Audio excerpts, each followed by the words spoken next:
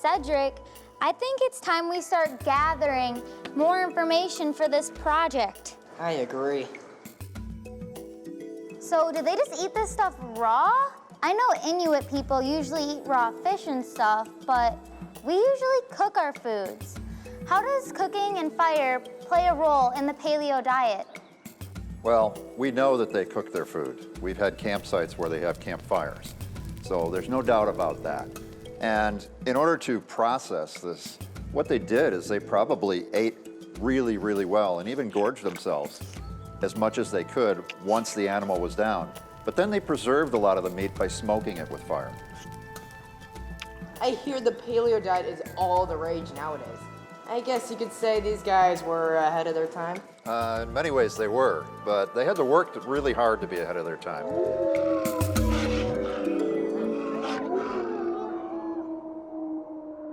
So what's the best way that you think you can feed your clan? Hunting, I would presume. Hunting has a lot of protein, but it also has a lot of risk and it's a lot of work. All the women and female children were out gathering. They were gathering nuts, berries, plants of various sorts, not only to eat, but also for clothing and rope and things like that. The men were always out hunting. It was almost a constant thing to do. There's a lot of calories that are burned when you have a group the size of a clan. Kids today usually think more about themselves. I wonder, would it be better to think about your clan? It would be better. These people had to think about their clan. The benefit to all of them in working together was that they would live to see the next day. Okay, it's pretend time, Clovis Kids. There's mammoths out there. Let's go. All right, well, first I gotta grab my spear.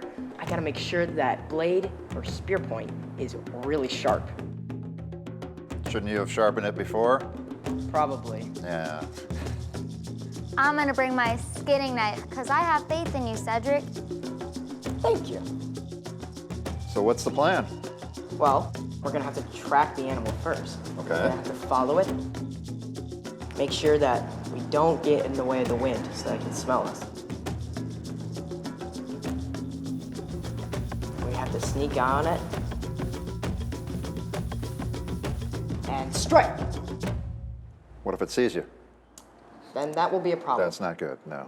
So you have to make sure you can't see you too. So we sneak up behind so he can't see us either. Maybe a little bit off to the side. In certain parts of Africa, 100, 150 years ago, when people were elephant hunting, they would even smear elephant dung all over them so that they would smell like elephant dung. Maybe they did that here too, we don't know. Sorry, but I don't want one of those things that bad. PU. What kind of other wild game did they hunt back then? Well, there's a whole variety. They just didn't hunt mammoths, although that's what they're famous for.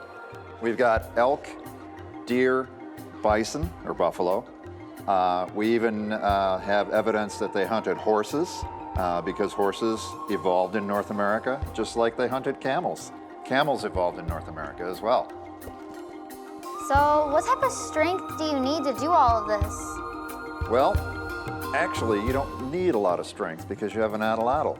The atlatl is actually, once you know how to throw it, or throw it with an atlatl, I should say, it's pretty easy to use and you don't need a lot of strength. It's not like pushing a spear into an animal.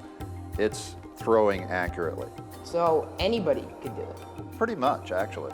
Yeah, I've seen a lot of kids of different ages using an atlatl, and they can get pretty good at it, pretty accurate.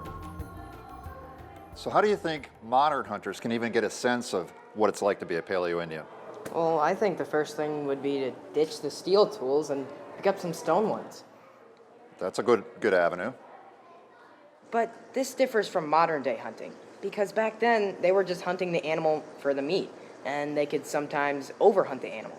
Now we hunt the animal, and there's a tax on it so that we can help other animals be okay, and then we can help other people in our community be okay.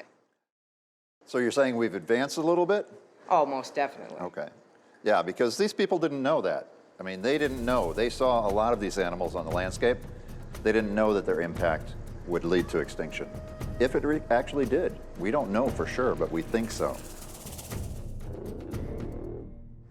Well, I guess it didn't work out for these mammoths because we don't see them anymore. That's true. They've been gone for about 12,000 years now. But why did they disappear? Well, there's a few theories about it, but overhunting is probably the biggest one. But how often did they hunt these things? We don't know. This might be once a year because it's a lot of meat. It could be once every 10 years because they did hunt other animals as well. But then environmental change. It's the end of the Ice Age. These are very specialized animals. They live and breathe a very small niche, environmental niche. And if that changes too much, it puts them in danger, leading to extinction. Despite the impact of paleo hunters, today's wildlife populations are higher than they've ever been in the past 100 years. Why? Because of modern wildlife management and conservation programs. So that means they can be hunted responsibly as a renewable resource, right?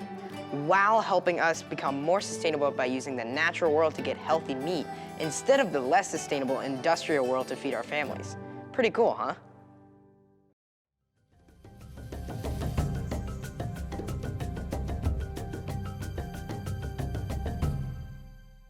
You're just about done here, but don't forget your key ingredient. Next, you must secure wild game meat to feed your clan at your Clovis Kids cook-off. What? Wild game meat? How are we supposed to get wild game meat?